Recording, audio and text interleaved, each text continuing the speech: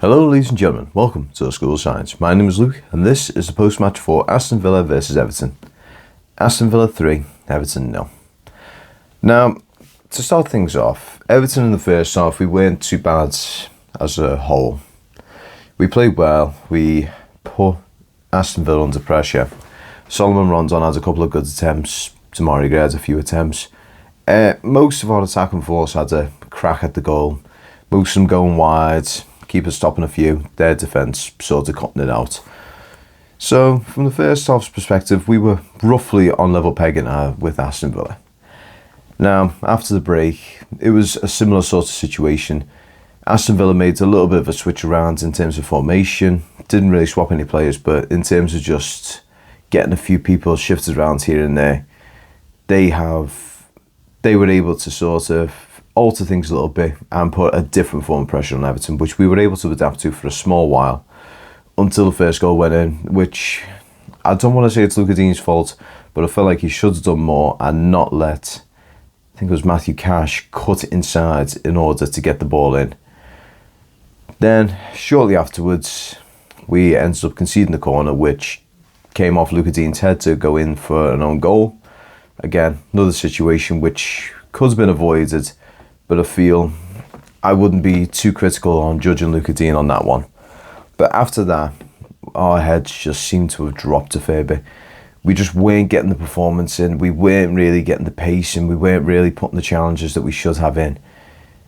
Leon Bailey for Aston Villa absolutely tore us apart. When he came on, he did a brilliant job, and it was terribly unfortunate to see him go off as well, because he'd come on as a second half substitution, played really well, and then got himself a bit of a strain or a pull and had to come off, which was a shame. I'd never want to be a person who comes on as a sub and has to be subbed off due to injury. It's always terrible to be in that situation, so I feel for the guy.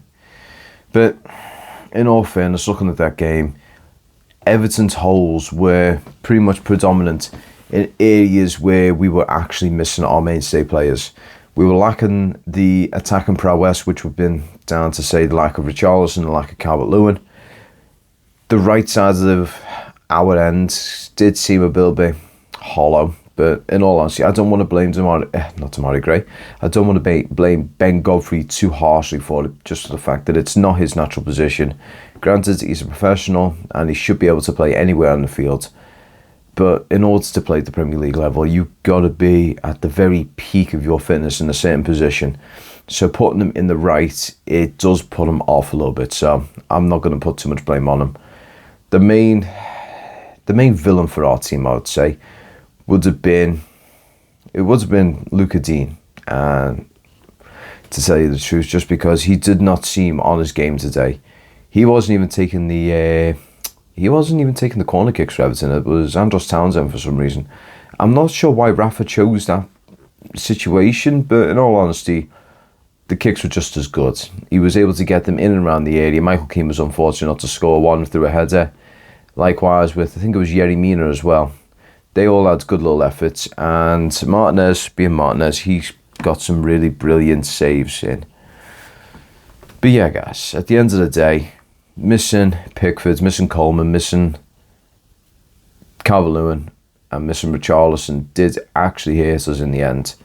But from what I've been told, they may be out for the QPR game, so they might be coming back for the Norwich game. Fingers crossed on that one, just because we do seem to miss them at this point in time. But in any case, I'd like to thank you all very much for watching. If you liked the video, please hit the like button down below. It just shows me that you like what you see and you want to see more of it.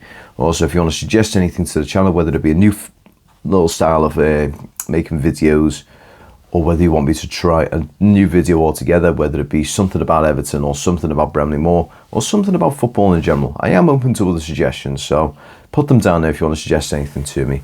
Also, if you're new to the channel and you want to see more of the content or be one of the first in line, go and hit that subscribe button down below, and don't forget to hit the bell. If you hit the bell, it just means that you get notified when my new stuff comes out.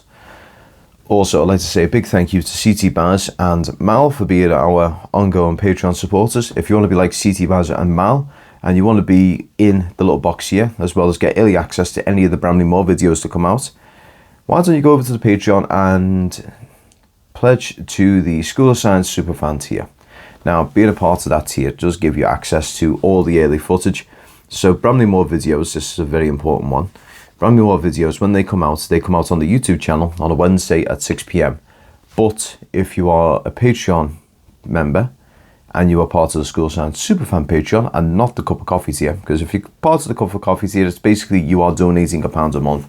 You don't get anything in terms of perks. It's just a thank you piece, which is why it's a limited thank you piece. But if you are part of the School Science Superfan tier, you will get early access to the Bramley Moore videos. And whenever I do live streams that are non-match related and maybe they're just general chatting behind the camera like what we're doing right now, but more in like a general purpose, like if any news comes in to do with Everton, the grounds or anything like that, they go on to Patreon and Patreon get priority in the chat. So their chat is what's going to be seen in any of the videos. And then anytime we do anything in the future, it's going to be YouTube. But in any case, guys, I'd like to thank you all very much for watching. I do apologise that this one's a very short video. I didn't really have too much to say in all honesty because the game spoke for itself. First half we played well, second half we played well until we started conceding and then our heads dropped dramatically. Salomon Rondon played well, but he's still got time to try and get himself in more of a match condition. And the other guys, so the way they played the formation was a bit weird. It went from it had a 3 in the back to a 4 in the back to a 3. It constantly kept switching, which caused a little bit of confusion. And I do worry for Begovic. The poor lad, he was not at fault for any of the goals, but I do feel like he needs to be a little bit more present in the box and actually try and keep some communication with the back line to try and keep some organisation going. But as a whole, it's been done. That's our first loss of the season. And why did you do that? There we go, that's better. Oh, I know what that is. Yeah, don't worry about that. But yeah, as a whole, the game was not great.